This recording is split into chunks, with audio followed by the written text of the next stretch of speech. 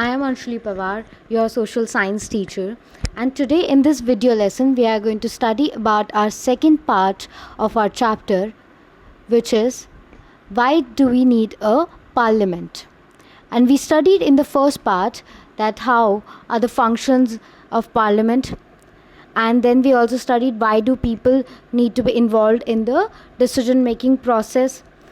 Then in the last we just discussed that what is the role of the parliament.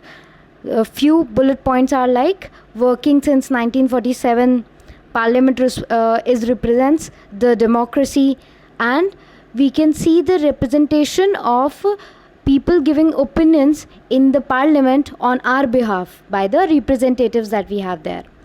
Now we are going to study further in that regard. Moving forward, one of the most important part of Lok Sabha is to select the executives. The executives, we read about them in the chapter number 1. So executives are a group of people who work together to implement the laws made by the government. Okay, so now we are going to whatever the laws are made by the parliament, these are the people who are going to apply them, who are going to help to execute these laws or to implement these laws. जो लोग इन laws को society में implement करवाएंगे, लगवाएंगे और इनकी practice को एक सुनिश्चित करेंगे कि ये लॉज प्रैक्टिस हों सोसाइटी में, वो लोग होते हैं एग्जीक्यूटिव्स. तो हम जब भी बात करते हैं गवर्नमेंट की, गवर्नमेंट से हमारा मतलब होता है एग्जीक्यूटिव्स, जो लोग रिस्पॉन्सिबल हैं रूल्स एंड रेगुलेशंस को फॉलो कराने के लिए. On the further note, we read that Prime Minister of India is the leader of the ruling party in Lok Sabha.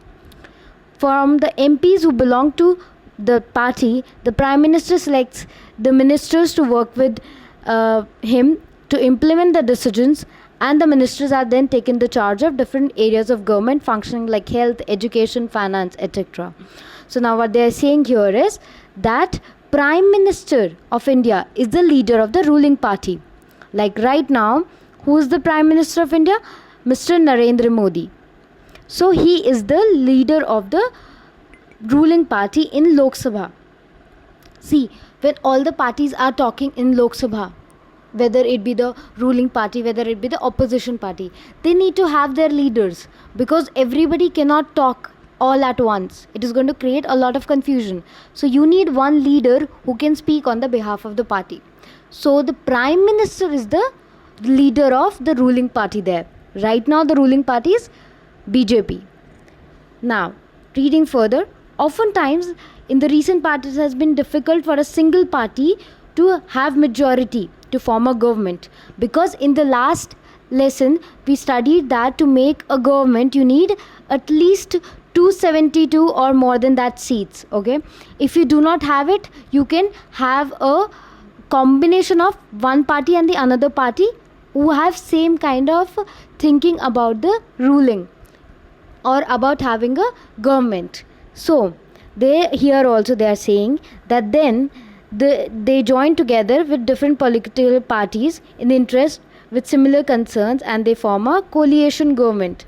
They are saying that if the single political party is not able to get the majority, then they join with the different political party to make a coalition government. This government is known as गठबंधन की सरकार और coalition government.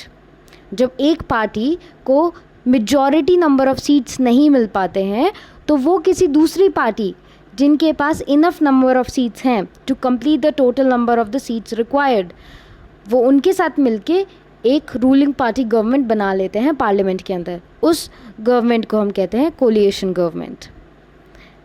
Now, let's look at what a Lok Sabha looks like.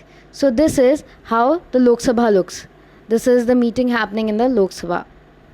Then, moving further, we have our Prime Minister here, Mr. Narendra Modi. And he is the leader of the ruling party in Lok Sabha right now. Now we are going to read about the Rajya Sabha functions. What is a Rajya Sabha? So now you understand what a Rajya is. Rajya is state.